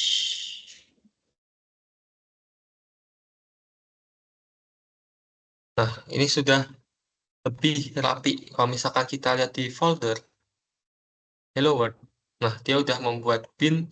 Bin itu nanti untuk gunanya mengisi kelas dari programnya, lalu src untuk awalannya, atau untuk maaf, src untuk Java, bin untuk kelasnya. Kalau tadi kita lihat di sini kan tidak dimasukkan di dalam folder. Kalau misalkan kita menggunakan Eclipse atau IDE yang lain, itu udah lebih tertata dan memudahkan kita dalam mengatur projectnya. Baik, kita kembali. Nah, kita akan membuat kelas. Di sini kita klik kanan src, new, lalu kita buat Java class. Misalkan kita hello world.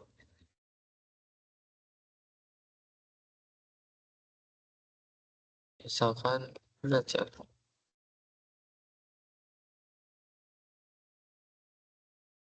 Ya. Nah, package belajar di mana kita akan membuat sama. Nah, lebih enaknya Java udah dibuat otomatis juga seperti ini. Jadi kita nggak perlu klik satu-satu, klik satu-satu. Nah, kita berarti sistem out print learn. Hello world. Atau enggak, halo kelas Alpro UT. Kita save, kita jalankan. Oke. Ini hasilnya di bawah. Halo kelas Alpro UT. Maka kita berhasil membuat programnya. Tapi apa gunanya learn? Apa gunanya print? Coba kita menggunakan. Ini bisa cara cepatnya sys out, terus kita klik Ctrl spasi. Kan otomatis terbuat. Bisa kita print. Halo.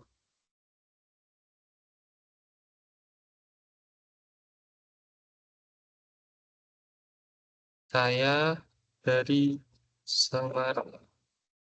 Saya ini juga print. Dan sisa Semarang cuacanya panas. Oke, kita save, kita jalankan. Nah, bisa dilihat kegunaannya learn itu adalah sebagai enter atau sebagai untuk melanjutkan ke bawahnya. Jadi print learn halo kelas Alpro UT, enter halo, nggak pakai ln atau learn, print learn, sehingga dia lanjut ke saya dari Semarang. Dan karena tidak ada learn ya berarti tidak melakukan enter. Jadi halo saya dari Semarang itu masih dalam satu baris. Ini juga karena nggak ada learn, baru langsung Semarang cuaca panas. Coba kita pakai ln atau print enter.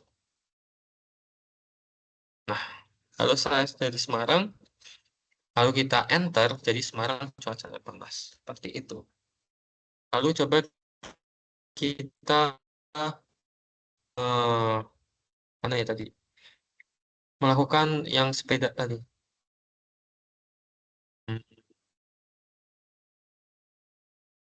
Oke. Ini kita save dulu. Terus kita misalkan buat belajar Eclipse. Sekarang kita buat new folder tentang sepeda.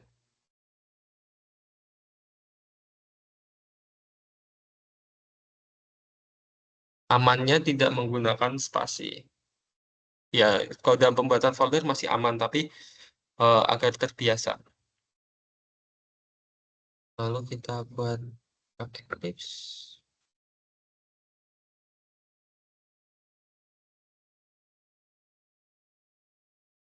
Belajar Eclipse.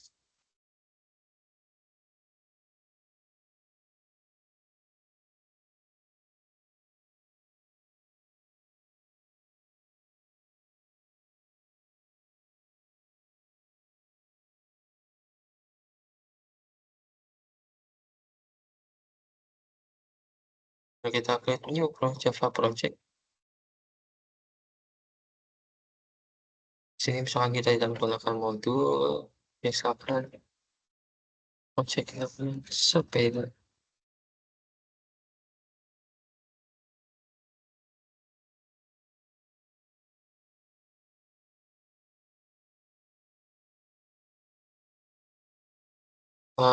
Buat kelasnya package dulu. Package-nya tadi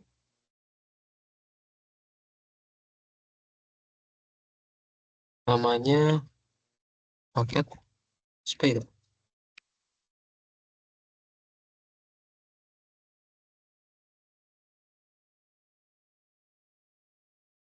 Paket sepeda kita buat strukturnya seperti ini.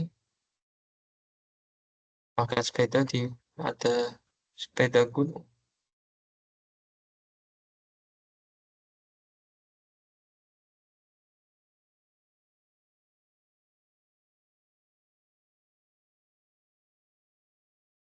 Sepeda gunung.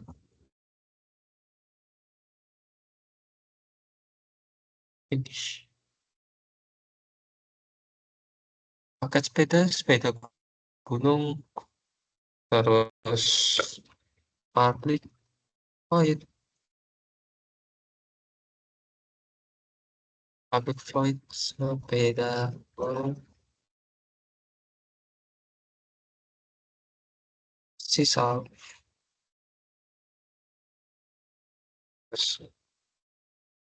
Is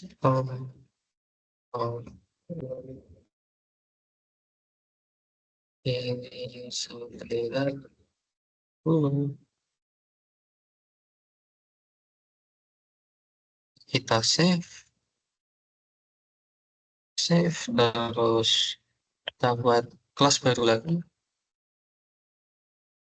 misalkan namanya sepeda finish. Sepeda santai kita public void sepeda santai. Sistem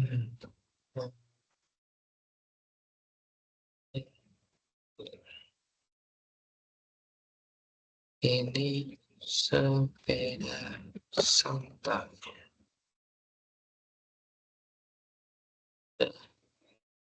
Lalu kita sudah membuat kelas yang membuat package yang di dalamnya ada 2 kelas, sepeda gunung dan sepeda santai. Selanjutnya kita membuatkan kelas di sini.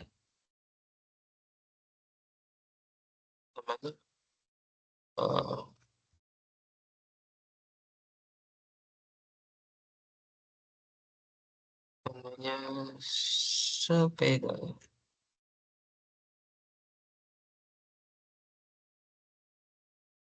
Ingat kita harus mengimport paket sepeda.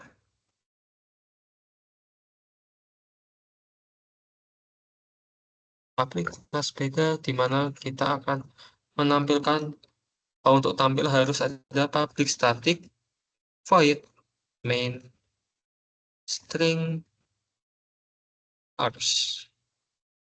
Itu satu hal yang penting di sini biar enak. Lalu kita bisa itu jenis sepeda. Lalu siswa.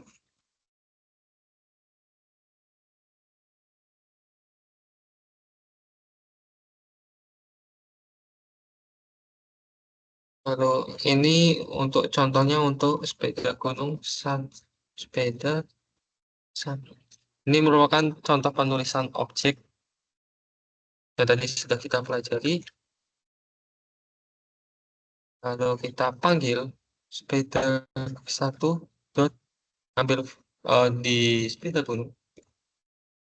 Ini untuk yang kedua, sepeda santai.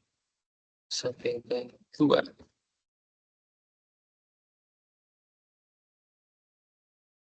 Santai. Sepeda santai. Oke. Sudah.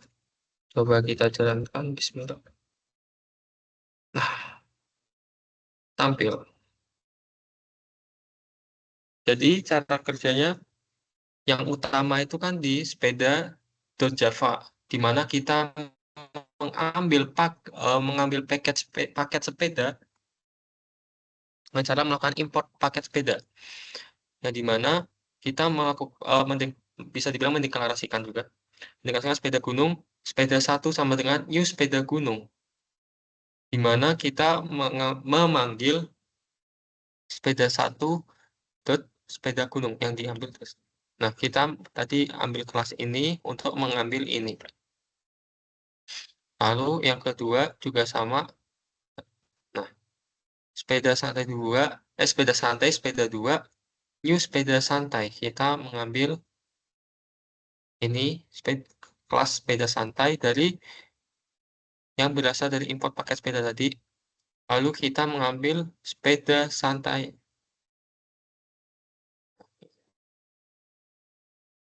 Atau metodenya. Kalau di Python kadang kita sering memanggilnya fungsi seperti itu. Maaf kalau misalkan kadang saya mengatakan fungsi seperti itu.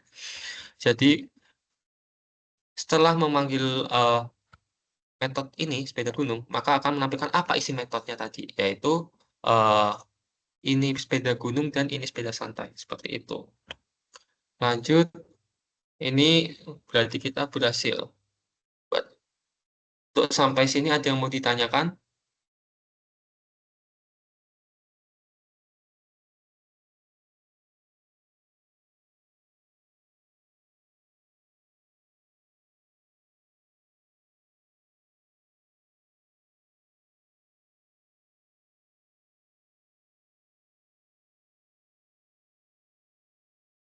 Nah, kita menggunakan ini aja. Misalkan tadi ada komen. Nah, kita mau buat ke tipe data tadi kita ini udah ibaratkan sudah mempelajari di aktivitas belajar 6 tentang struktur program Java. Nah, kita ada namanya komen. Gimana sih caranya? Nah, kita menutup kode yang ingin dikomen. Ini maka satu baris ini akan dikomen. Atau kalau pengen cara cepatnya, misalnya ini kita hapus, terus kita ke keyboard bisa Ctrl/. Nah, itu akan satu baris per baris jadinya. Atau kalau mau lebih rapi, seperti ini. Bintang, bintang, slash. Oke. Maaf. Sekarang masuk ya. Oke. Sip. Lanjut, misal kita lanjut ke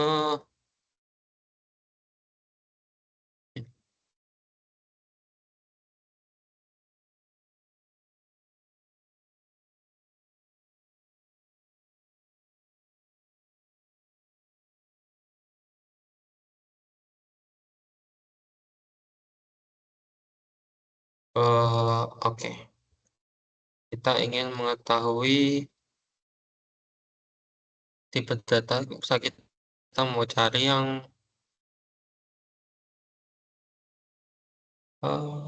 ini aja deh. Nah, kita samain aja deklarasi pertama. Oke. Ini maaf dalam satu kode tadi. Yang buat belajar aja. Boolean yang dimana kita ketahui ada isinya hanya true and false. Ini ada kita buat Boolean kondisi dan Boolean status. Lalu kita juga integer nilai 1 dan nilai 2.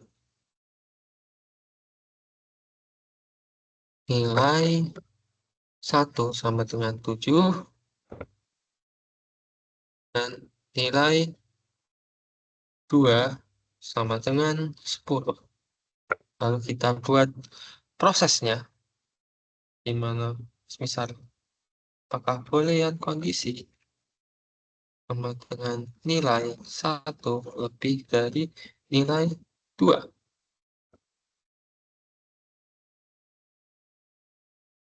Boolean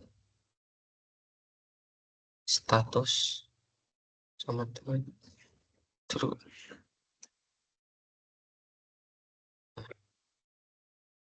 Jangan lupa titik koma. Lalu kita cetak. Sisa kita membuat tipe data boolean.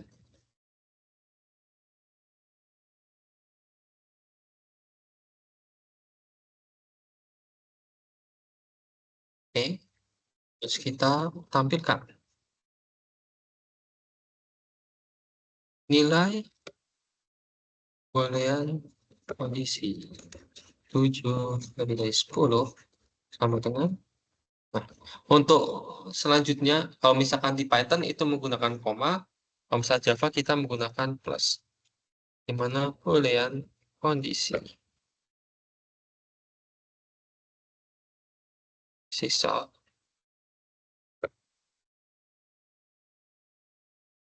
boolean nilai boolean status plus boolean status. Oke, kita save, coba kita jalankan. Nggak bisa. Oke. Nilai boolean kondisi 7 lebih dari 10 false dan nilai boolean status true. Jadi gini, kita deklarasikan terlebih dahulu. Boolean itu isinya true and false. Pertama kita akan membuat variabel bernama variabel kondisi, boolean kondisi, dan boolean status. Dan kita juga mendeklarasikan tipe data integer yang dimana ada angka, itu ada nilai 1 dan nilai 2. Kita assignkan, dimana nilai 1 kita isi 7, nilai 2 kita isi 10. Nah, lalu kita masukkan ke dalam variabel boolean kondisi di mana nilai 1 yang berisi 7 lebih dari 10. Kalau misalkan kita ambil studi kasus dengan true and false, apakah 7 lebih dari 10? Tidak kan? Maka false. Dan boolean status kita isikan dengan true. Maka saat kita jalankan, outputnya seperti ini. Nilai boolean kondisi 7 lebih dari 10 sama yang menghasilkan false, nilai false, dan nilai boolean status true. Itu. Oke, di sini bisa dilihat ada beberapa, bisa nanti dicoba.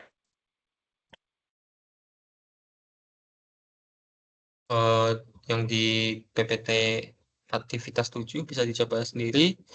Lalu bisa dicoba sendiri. Nanti di Eclipse bisa cara mengunduhnya. Bisa dilihat dari tadi website kelas terbuka, bisa dari buku UT. Nanti bisa ada langkah-langkahnya. Kurang lebih seperti itu.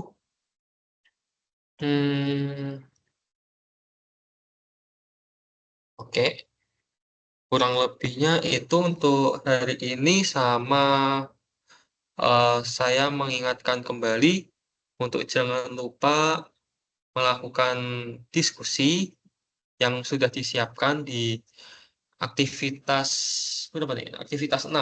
Aktivitas 6 jangan lupa diisi diskusi dan tugasnya. untuk dikerjakan. Di aktivitas, saya cek. Tugas itu di aktivitas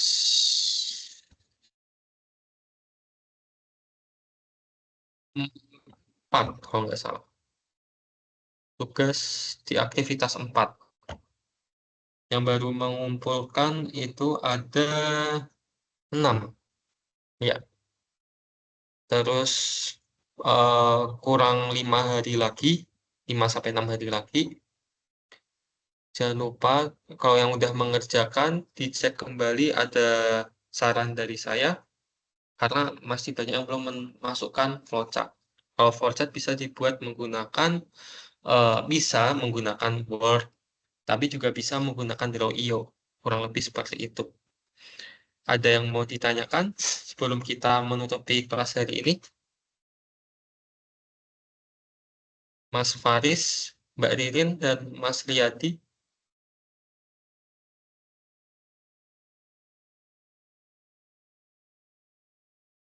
Cukup, Pak. Oke. Mbak Ririn, gimana Mbak? Tidak ada, Pak. Oke. Baik, Mas Riyadi. Tidak ada, Pak. Sudah jelas. Oke. Siap. Terima kasih atas partisipasi hari ini. Nanti video akan saya upload juga di e-learning untuk pembelajaran hari ini, dan sekali lagi jangan lupa untuk mengerjakan tugas dan mengisi diskusi. Dan untuk pertemuan selanjutnya berarti kapan? Di tanggal, saya cek dulu. Di aktivitas belajar 1 itu udah ada jadwalnya. Itu web selanjutnya di aktivitas 6. Sesi 6 aktivitas masih 2 minggu lagi. Ya, ada 2 minggu lagi. Jadi 2 minggu lagi kita bertemu kembali untuk sesi web tutorial webinar. Terus jangan lupa mengerjakan tugas dan diskusi. Baik, sekian dari saya dan sekian dari pertemuan dari ini. Apabila ada salah, mohon maaf. Wassalamualaikum warahmatullahi wabarakatuh. Terima kasih, Mas Mbak. Waalaikumsalam, Pak. Terima Waalaikumsalam. kasih juga. Pak.